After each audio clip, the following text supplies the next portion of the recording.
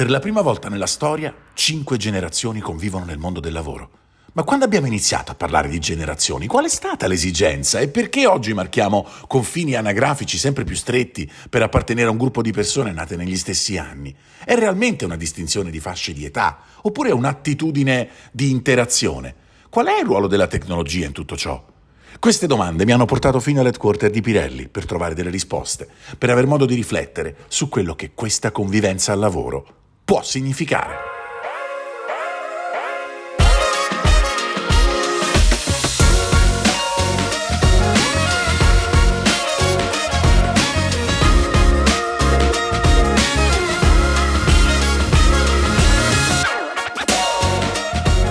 Ristoratori, un voto alla location. Scusate, questo è un altro format. Abbiamo riunito 5 generazioni oggi e siamo in un posto senza tempo di fatto, perché siamo veramente come una trasferta. In realtà un tempo ce l'ha, ma è del 400, per cui diciamo è fuori gara, quindi è la location migliore per far emergere ancora di più le 5 generazioni che rappresentate. Io mi tiro fuori, oggi sono No Generation.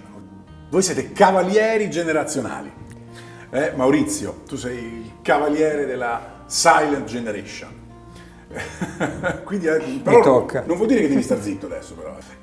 Giuseppina, tu sei la cavaliera dei boomer. La boomerina, come dice mia figlia. Sei una boomerina. Poi c'è Daniele, la cavaliere della X.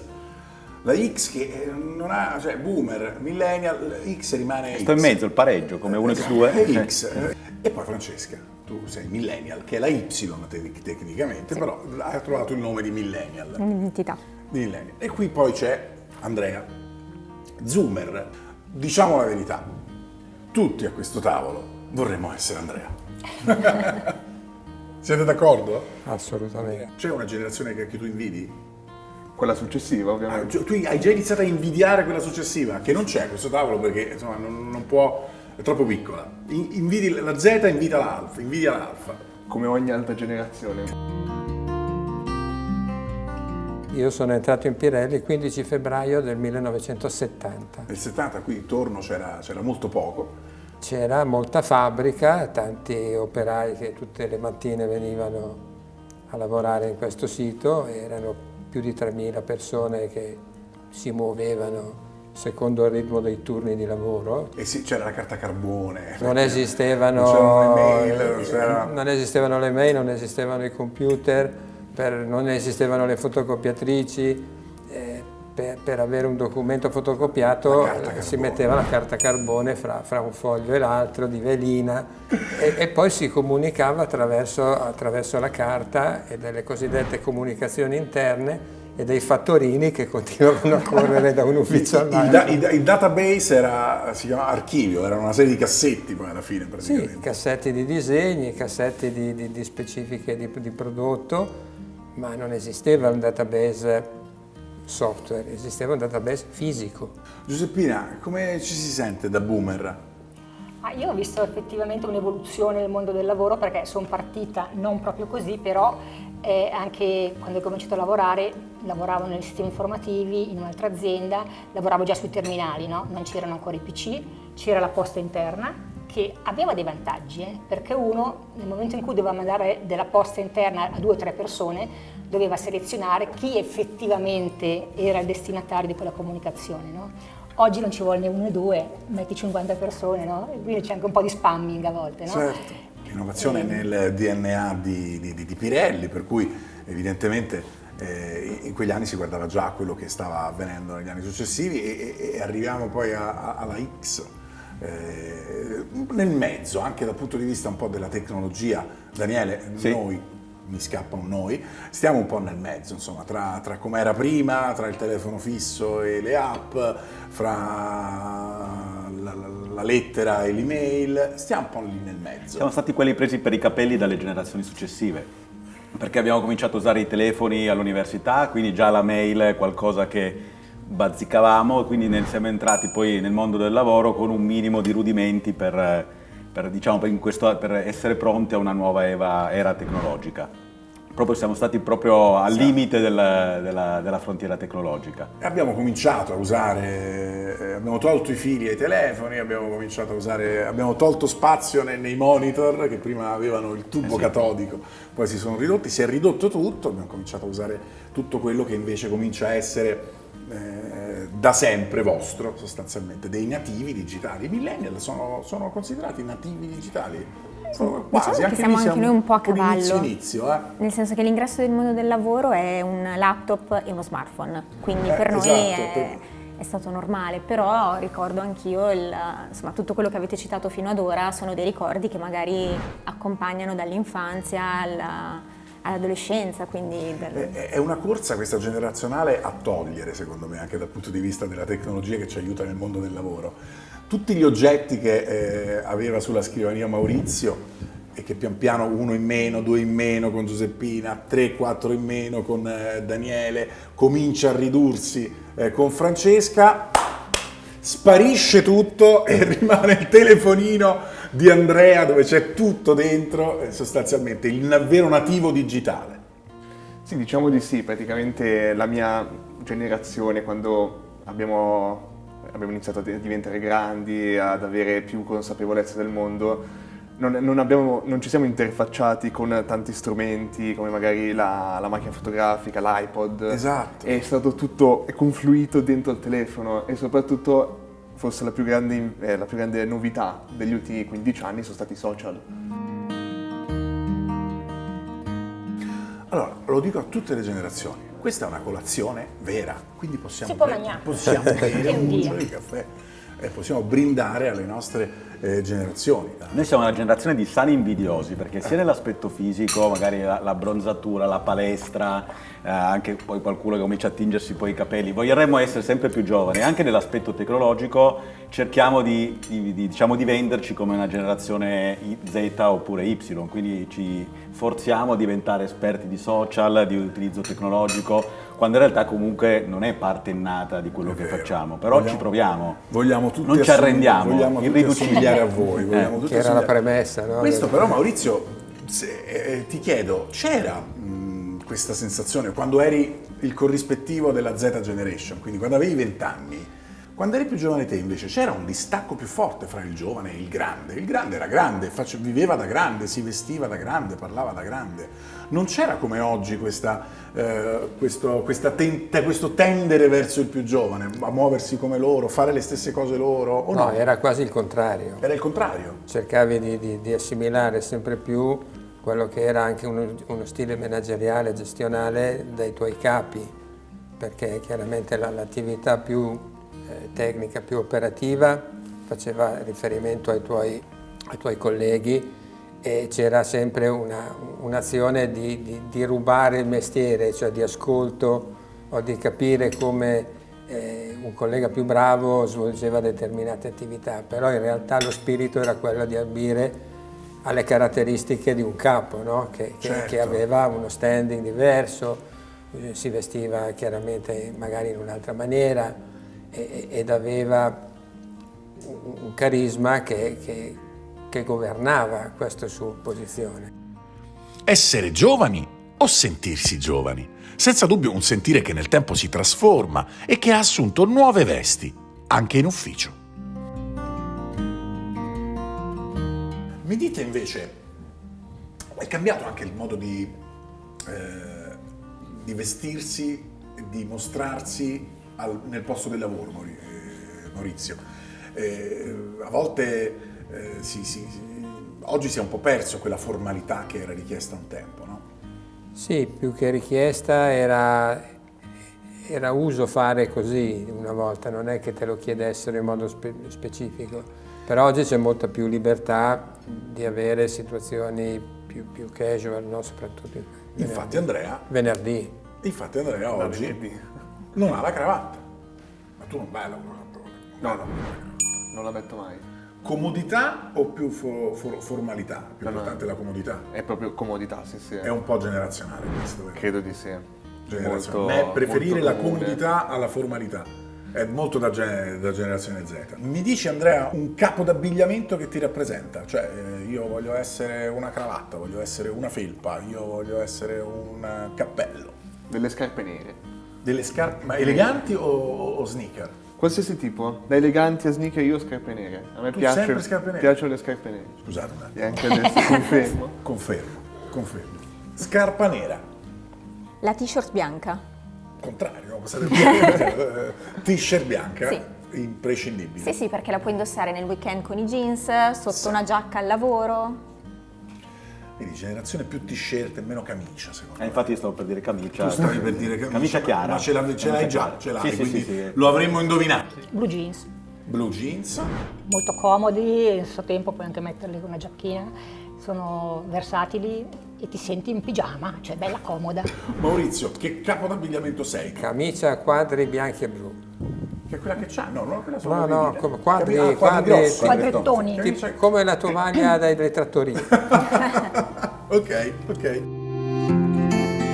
Mi piacerebbe sentire da voi i vostri desideri di diciottenni, tornare ai vostri 18 anni e raccontarci cosa pensavate. I miei 18 anni sono del 1968, perciò nella piena fase, nel pieno momento di contestazione giovanile. 18 anni turbolenti. Che poi sono sfociate nelle Brigate Rosse o nelle azioni di chi era estremista di destra.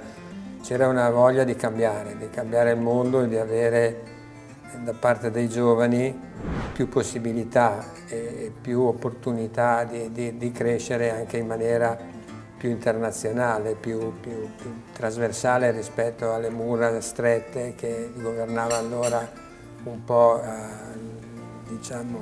ogni singola città, ogni singolo territorio. 18 anni, ma io i desideri che avevo non è che sono molto diversi da quelli adesso, cioè io avevo proprio in mente che volevo essere felice, no? Quindi vedevo la vita come una promessa, no? E quindi desideravo inoltrarlo in questa avventura del vivere, no? Con delle aspettative anche non definite, no? Ma con la voglia di crescere, di studiare. Ero appassionata delle materie scientifiche, infatti poi ho fatto matematica, anche se avevo fatto le magistrali prima, quindi figurati. Quando avevo 18 anni suonavo in un gruppo, volevo fare il musicista. Poi uno capisce che non è detto che possa andare così facilmente. Giocavo a tennis e volevo diventare un tennista. Ho cominciato ad andare all'università, volevo fare il professore universitario. Poi cominciando... cambiava di continuo. Sì, secondo me perché si rincorreva un qualcosa e ci si metteva tutto me stesso, ma come penso anche tutti i miei coetanei, per arrivare ad un traguardo che fosse, potesse nobilitare un po' il proprio percorso di vita. Poi cominciando a lavorare il sogno si è trasformato in qualcosa di più concreto, quindi magari dover fare una carriera nel finance, diventare CFO, quindi anche cose molto più terra-terra, però penso che quella fase della mia vita io la contraddistingo proprio come la ricerca di realizzare un sogno, il sogno della propria vita. I 18 anni di Francesca, sempre più recenti ormai, stiamo andando verso l'attualità di fatto, stiamo per raccontare la settimana scorsa. Il 2012, quindi ho compiuto 18 anni nel 2012 ed erano anni un po' particolari, soprattutto in Italia, per la fine anche della crisi economica, 2010-2011, e io ricordo di aver iniziato le superiori nel 2008 e quindi aver vissuto tutti gli anni della crisi in quelli che sono gli anni in cui poi si inizia anche a capire che cosa potrà essere del proprio futuro. Quindi un futuro confuso, incerto, e dall'altro lato io ricordo la voglia di spaccare il mondo, proprio perché secondo me venivano meno un po' di certezze, un po' di chiarezza o di linearità che magari aveva caratterizzato gli anni precedenti. Andrea, cosa hai fatto ieri? I tuoi 18 anni. Sì, diciamo che nel 2015, quando avevo compiuto 18 anni, anche noi provenivamo dagli strascichi della crisi economica e del 2008-2011, poi sono arrivate anche le prime crisi internazionali, in Medio Oriente, in Ucraina, quindi mano a mano e anche noi eravamo in un periodo molto incerto sul futuro, perché non riuscivi neanche a capire quello che era appena accaduto, che succederà già qualcos'altro di nuovo. Le generazioni sono il riflesso dell'esperienza umana, che non è determinata soltanto dall'età, ma anche dal mondo che ci circonda, ha un impatto sul modo in cui viviamo, sulle abitudini e anche sulle nostre passioni. Libro a cui sei più affezionato, Maurizio? Sono i libri di Piero Angela. Libri di Piero Angela. non ce n'è uno in particolare, Certo, sono tutti bellissimi, libri, però, soprattutto quelli di storia. divulgazione, di storia. Giusy, Domanda difficile. Io il Signore degli Anelli l'avevo letto prima che vederlo. tu avevi letto il libro, Avevo che letto è il molto libro. più impegnativo di aver visto Sì. solo il film, perché il Signore degli Anelli è un Con questa libro cartina, lunghissimo. capire dove succedono le cose, nella terra di mezzo piuttosto che... Però era un'avventura. Daniele, il libro? Io non leggo romanzi, leggo un po' strano forse, trattati macroeconomici, economia, politica, quindi diciamo faccio difficoltà a trovare un nome particolare di qualcosa che mi abbia segnato. Ok. Ho letto recentemente di Moses Naim L'era dei tiranni, però insomma, diciamo che è un qualcosa sulle avventure dei regimi autoritari nel mondo, non so se riesco a coinvolgermi tanto. Daniele la si platea. conferma sempre multitasking, sicuramente. il fatto per tante cose. Che Molto dici? interessante come, È molto- come sì, sì, sì. lettura. Il libro preferito Shantaram. Ah, ok. E se no anche molto gli scrittori sudamericani, con una dimensione un po' onirica, magica, tipo Marquez. Ok, grazie Marquez. E tu Andrea? Io sto sul romanzo storico, quindi i libri di Wilbur Smith, di Ken Follett, mi piacciono molto. Quindi un po' di varietà. Maurizio, che musica ascoltavi? La mia epoca è definita dalla crescita dei Beatles e dei Rolling Stone. Domanda inevitabile, Beatles o Rolling Stone? Beatles. Beatles, ok, Beatlesiano. E poi Procolarum, Ok? Salty Dog era la canzone che preferisco. E poi tutto il mondo delle cover italiane, no? Sono arrivati i Dick Dick, certo. i Camaleonti, E certo, tutte le i cover Pooh, della musica americana che venivano rifatte in Italia. venivano rifatte in Italia. Canzoni? Mogol Giuseppina? Battisti, le cantate Mogol Battisti con la chitarra, con gli amici. Cioè, La canzone del sole. Canzone del sole, quelle canzoni lì.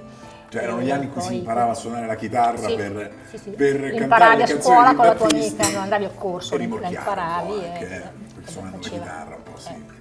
Ti sei mai invaghita di qualcuno che suonava la chitarra, Giuseppina? Ci sono invaghiti tante persone, quindi quell'età lì, insomma, sicuramente anche il chitarrista ci stava. Mogol e Battisti, indubbiamente, insomma, suonavano. Cantare sul pullman in vacanza con gli amici. Sì. Sono rimasto un po' in questo genere che è passato un po' di moda, infatti comunque nella mia fase dei 20 anni c'era il grunge, quindi era il Nirvana, tutto Certo. questo filone anche di vita che era un po', che arrivava dall'oltreoceano, Comunque che ha rock, condizionato. insomma, Sì, sì, eri sì, rock. comunque sì. Sei rock, Sì. nonostante il panciottino e la cravatta. Per però me è sei quella, rock. l'anima, la Dr. Jekyll e Mr. Hyde, no? Quello di avere ok. una... Poi non è che sia chissà che cosa che poi sempre... Ma hai mai suonato? Sì, io suonavo in un gruppo a Torino. In cui Ma che suonavi? No, suonavo la tastiera, quindi non Ah, proprio non la batteria. No, non proprio uno strumento proprio hard rock, però ci eravamo messi in questo filone progressive metal, si chiamavano all'epoca, e c'erano tanti sogni, abbiamo fatto qualche concerto. Poi però ci siamo un po' arresi perché la gente Come si chiamava cresce. il gruppo? I Braccio C ci chiamavamo. I Braccio C? Sì, prendendo del braccio della morte dove vanno i Braccio, condannati. Io ho pensato al braccino corto. No, braccio quello forse considero Ah, braccio corto. braccio corto. Una band di tirchi. Sono proprio basica. Dai Backstreet Boys quando ero Le piccola. boy band. Certo, Tu sei di boy io band. sono delle boy band. Team Backstreet, quindi, non Sì. Take That. No. Che canzoni ci porti? Che canzoni ci fai sentire? Un po' diciamo incostanti, io passo da ad esempio Linkin Park, a Taylor Ok. Swift, gli 883. Anche Taylor no- Swift è la generazione Z. Beatles contro Rolling Stones, le boy band, la musica accompagna i ricordi con gli amici, le giornate spensierate. Ma come si pongono le generazioni davanti alla prospettiva di qualcosa di ignoto, di qualcosa che spaventa? Allora, mi dite, partiamo da qua, una cosa che ti fa paura. Diciamo il futuro. Generazione Z ha risposto il futuro. Una cosa che fa paura, Il rimpianto. il rimpianto, non il rimorso, No, il rimpianto. il rimpianto. Sì, non aver fatto qualcosa. Una cosa che fa paura alla generazione X, Daniele. A me personalmente per non essere riuscito in grado ai miei figli di dare magari dei valori e un orientamento nella vita, quindi non essere stato un buon padre. Una cosa che ti fa paura, Giuseppe. Mi fa paura adesso il futuro per i giovani, perché dico io sono una generazione che ha ancora vissuto un sacco di anni di serenità nonostante le fatiche. No? Maurizio, una cosa che ti fa paura. Le malattie che possono essere per me o per i miei cari. Abbiamo approfondito tanti aspetti diversi, è stato fin qui un bellissimo viaggio, ma mi resta una curiosità. Ma ci sarà qualcosa che unisce tutte le generazioni? Qual è l'app di cui non potete fare a meno? Cioè io vi tolgo tutto, quest'app però ve la devi tenere. Beh, credo imprescindibile WhatsApp. WhatsApp. Sì, su questo piano WhatsApp. WhatsApp. Sì. Spotify, quindi faccio il filone. Non mi toccate Spotify, Non mi toccate toglietemi Spotify, tutto sì, ma non Spotify. Giuseppina, che app ti No, io ho anche WhatsApp adesso. Perché Anche tu WhatsApp? Tu sei passata a WhatsApp? Sì, cioè, lo usiamo normalmente, perché è troppo comodo. Cioè, Sentiamo invece Maurizio gruppo. con il telefono. WhatsApp. ci evolviamo anche noi.